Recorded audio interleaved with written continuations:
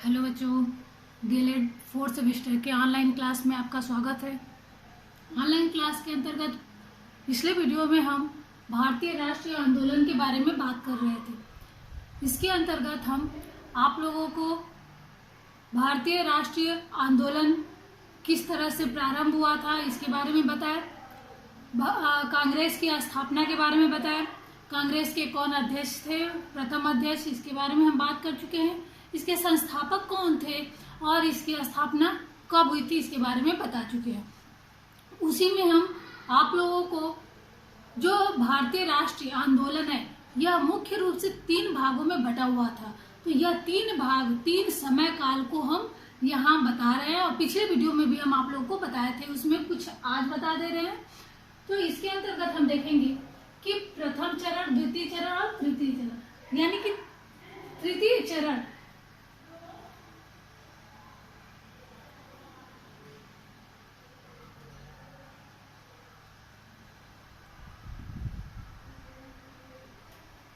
तीन चरणों में बटा हुआ था। प्रथम चरण के अंतर्गत कौन कौन सी घटनाएं हुई थी, कौन कौन से आंदोलन हुए थे, इसके बारे में हम बात करेंगे। तो प्रथम के अंतर्गत तो हम बहुत सारी बातें पिछले वीडियो में कर चुके हैं। इसमें जो कुछ बचा हुआ है उसके बारे में हम आप लोगों को बताते हैं।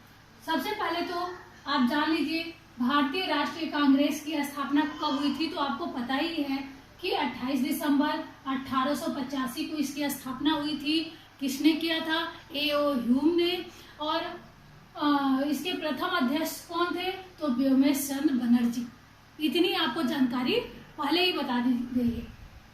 यहाँ हम आप लोग को बता रहे हैं कि कुछ मुख्य अधिवेशन थे और उस अधिवेशनों से जुड़ा हुआ कुछ पॉइंट है वही बताया जा रहा है। तो प्रथम चरण जो कि आपका समय अवधि क्या था 1885 से लेके 1905 तक, इसमें हम बताएंगे कि प्रथम अधिवेशन यह सबसे महत्वपूर्ण था।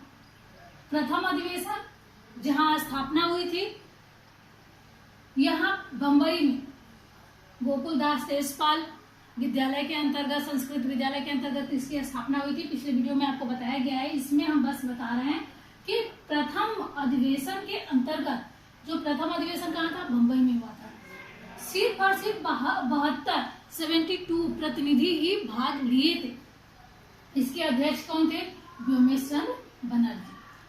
द्वितीय अधिवेशन वह थोड़ा मुख्य था क्योंकि द्वितीय 1886 यह कहाँ हुआ था? कलकत्ता में हुआ था। इसमें 434 प्रतिनिधि भाग लिए थे और इसके अध्यक्ष थे दादा भाई नौरोजी। तीसरा आपका जो पॉइंट है, तीसरा अधिवेशन, यह इसलिए मुख्य है कि ये जानकारी भी आपको जाननी थोड़ी सी आवश्यक है। 1887 में हुआ था, मद्रास में हुआ था। इसमें थोड़ी और प्रतिनिधियों की संख्या बढ़ गई थी जो 604 हो गई थी। यानी लोग जागरूक हो रहे थे स्वतंत्रता के लिए, अपने स्वराज की मांग के लिए। लेकिन पहले ही हम बता चुके हैं कि इसके उद्देश्य निर्धारित नहीं थे। ये तो एक तरह से कहा जाए तो लॉर्ड रिफिन का बनाया हुआ एक योजना था जो A.O. ह्यूम द्वारा बनाई गई थी और इसी में लोगों को एक तरह से कहा जाए तो भारतीय जनता को अपने प्रति राष्ट्र प्रेम के लिए उकसाना था। तो यहाँ तीसरा जो है 1887 मद्रास में हुआ था। 604 लोगों ने इसमें भाग लिया था, प्रतिनिधि थे। और बदरुद्दीन तैयब जी इसके अध्यक्ष थे। सबसे खास बात इसको ये जानिएगा कि यह प्रथम मुस्लिम अध्यक्ष थे। अगर कभी पूछा जाए प्रश्न आपसे कि प्रथम मुस्लिम अध्यक्ष कांग्रेस के कौन थे, तो बदरुद्दीन तैयब जी, इन्हीं का नाम आता है। तो यह आपके लिए इम्पोर्टेंट है। अगला चौथा अधिवेशन जो था 1888 में हुआ था इलाहाबाद में। इसमें संख्या देखिए, प्रतिनिधियों की संख्या बहुत ज्यादा बढ़ गई है, 1248 हो गई है। और पहली बार किसी अंग्रेज ने इसमें भाग लिया और वो भी अध्यक्ष का काम किया था। तो जॉर्ज यूल, अगर पूछा जाए अंग्रेजों के बारे में तो आप कह सकते हैं जॉर्ज यूल का नाम आता है। यह भी आपका दूसरा नाम है। अब एक बात और ध्यान दीजिए कि यह जो भारतीय राष्ट्रीय आंदोलन था। यह आंदोलन भी ऐसा नहीं था कि हमेशा एक ही जैसे चल रहा था, यह इसमें उतार चढ़ाव होते रह रहे थे, इसलिए यह दो भागों में बटा हुआ था। दो भाग में, एक गरम दल, एक नरम दल। यहाँ नरम दल के बारे में पहली बात हम करेंगे। नरम दल, इनको उदारवादी दल या नरमपंथी दल के नाम से भी हम जानते थे। इसके मुख्य नेता कौन कौन थे? दादा भाई नौरोजी, सुरेंद्र नाथ बनर्जी, गोपाल कृष्ण गोखले, फिरोज शाह मेहता, मदन मोहन मालवीय, यह इसके मुख्य नेता थे।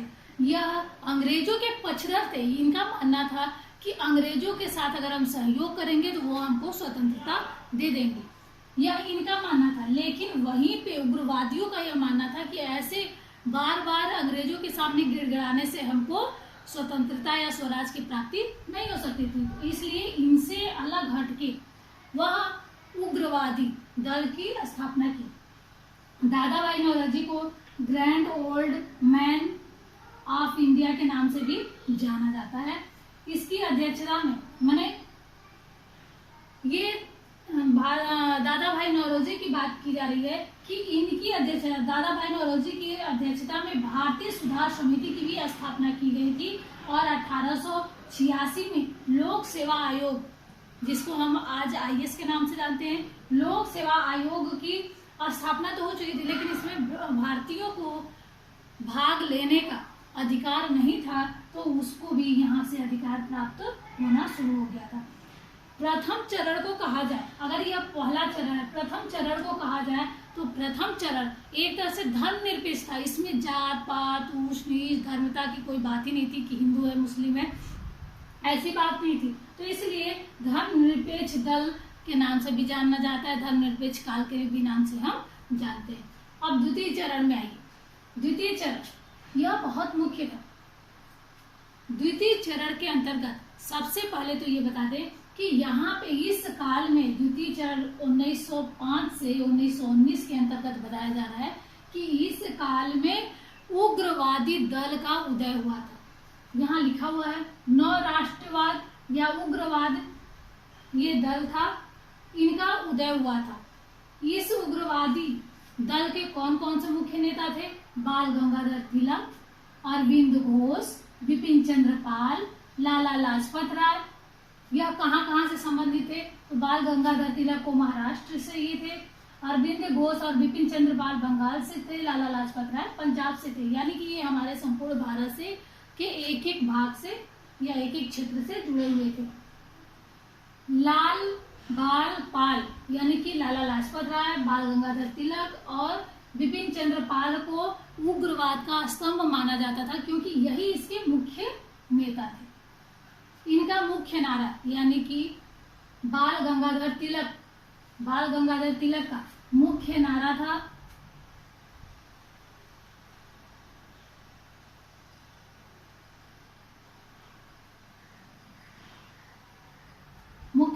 क्या कि स्वराज हमारा जन्मसिद्ध अधिकार है, इसे हम लेकर रहेंगे। ये आप जानते ही हैं। यह भी आपका एक नंबर का पॉइंट बहुत महत्वपूर्ण है। यहाँ भी आपका उग्रवादी दल, यह भी आप जानकारी आपके लिए आवश्यक है। स्वराज, स्वदेशी और बहिष्कार का नारा सर्वप्रथम तिलक द्वारा ही दिया गया था, यानी कि तिलक ही इसके जन्मदाता के रूप में जाने जाते हैं। इसी काल में 1905 में बंगाल विभाजन की कहानी आपको पता ही है। बंगाल का विभाजन कर दिया गया था, क्योंकि लॉर्ड कर्जन यह मानता था कि यहाँ पे सभी हिंदू मुस्लिम, यह हिंदू और मुस्लिमों की बात यहाँ की जा रही है कि हिंदू मुस्लिम सभी एकजुट हो जाएंगे तो उनका शासन खतरे में पड़ सकता है, वह प्रशासनिक तौर से कमजोर हो सकते हैं। तो इसलिए उन्होंने बंगाल का विभाजन कर दिया गया, बंगाल को दो भागों में बांट दिया। इसके पहले अगर हम देखें तो असम का विभाजन उन्होंने कर चुका था, तो यहाँ बंगाल का विभाजन कर दिया गया था, जिससे बंगाल की जनता आक्रोश में आ गई थी। तो जब आक्रोश में आ गई तो यह आंदोलन करने लगी, स्वदेशी वस्तुओं को अपनाने लगी, विदेशी वस्तुओं का बहिष्कार करने लगी, जगह जगह पे आंदोलन किए जाने लगे, विदेशी वस्तुओं को जलाया जाने लगा। यह अलग अलग तरह से लोग अपने विरोध का प्रदर्शन कर रहे थे। तो यह आंदोलन को बंग भंग आंदोलन के नाम से भी हम जानते थे। 16 अक्टूबर 1905 को संपूर्ण, यहाँ भारत लिखा हुआ है लेकिन अगर आप कहें तो ये बंगाल के लिए खास तौर से था, संपूर्ण बंगाल में शोक दिवस के रूप में मनाया गया था। बंगाल हमारा कलकत्ता जो था वो लगभग बहुत संपन्न था, वह भारत की जो राजधानी थी वही थी। तो यह बंगाल में शोक दिवस के रूप में इसको 1905 में 16 अक्टूबर के दिन को मनाया गया था। 30 दिसंबर 1906 को ढाका में फिर वही काम किया गया, यानी कि यहाँ पे कर्जन ने अभी एक तो गेम खेला था, दूसरा गेम फिर उसने कर दिया कि ढाका में उसने एक मुस्लिम लीग की स्थापना कर दी, यानी हिंदू को अलग बांट दिया और मुस्लिमों को अलग बांट दिया। वह चाहता था कि जब ये दोनों अलग हो जाएंगी तो इनकी शक्तियां छिड़ हो जाएंगी, क्योंकि अगर देखा जाए तो बंगाल में 1 करोड़ से ज्यादा हिंदू थे, वहीं पे 90 लाख तक मुस्लिमों की संख्या थी।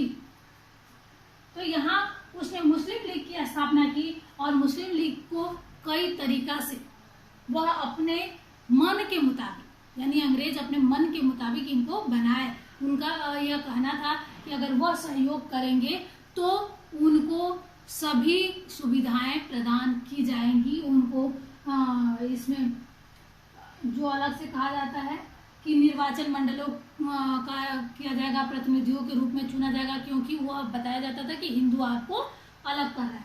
तो मुस्लिम लीग की स्थापना हुई थी किसकी अध्यक्षता में, यहाँ लिखा हुआ है कि सलीम उल्लाह के नेतृत्व में, नहीं सलीम उल्लाह ने इसको कहा और इसके प्रथम अध्यक्ष, इनके नेतृत्व में इसकी स्थापना हुई थी और इसके अध्यक्ष जो थे वकार उल मुल्क मुश्ताक थे हुसैन, वकार उल मुल्क मुश्ताक हुसैन इसके प्रथम अध्यक्ष थे, यानी कि मुस्लिम लीग के प्रथम अध्यक्ष थे। और सलीम उल्लाह जो थे इनके नेतृत्व में मुस्लिम लीग की स्थापना हुई। यह ढाका के नवाब थे, सलीम जो थे ढाका के नवाब थे। इसी काल में देखा जाए तो 1909 में पार्लियामेंटो सुधार हुआ। इसके अंतर्गत यह कहा गया कि मुस्लिमों के लिए अलग निर्वाचन मंडलों की मांग रखी गई, यानी कि इनको अलग से निर्वाचन मंडल दे दिया जाए। अगला पॉइंट आपका है कि 12 दिसंबर 1911 को कलकत्ता के स्थान पे दिल्ली को भारत की राजधानी बनाना प्रस्तावित हुआ। यह प्रस्तावित हुआ था, यानी कि घोषणा की गई थी, और 1 अप्रैल 1912 को दिल्ली को राजधानी बना दिया गया था। और इसी समय अवधि, यानी कि द्वितीय चरण के अंतर्गत ही प्रथम विश्व युद्ध भी हुआ था 1914 को, आपको पता ही है। अब होम रूल लीग की स्थापना के बारे में बात की। होम रूल लीग की स्थापना सबको पता ही है कि 1916 में 28 अप्रैल 1916 में पूना में बेलगांव नामक स्थान था, पूना में हुआ था और किसने किया था, बाल गंगाधर तिलक और एनी बेसेंट द्वारा किया गया था। तो यह द्वितीय चरण था। अगर आप देखें तो द्वितीय चरण में भी जो मुख्य पॉइंट था जो आपकी जानकारी के लिए आवश्यक थी उसको हमने यहाँ पे लिख दिया। अब अगले वीडियो में हम आपको तृतीय चरण के बारे में बताएंगे, क्योंकि तृतीय चरण भी बहुत महत्वपूर्ण है और यह हमारी स्वतंत्रता तक गई हुई है। तो आज की वीडियो में इतना ही, धन्यवाद।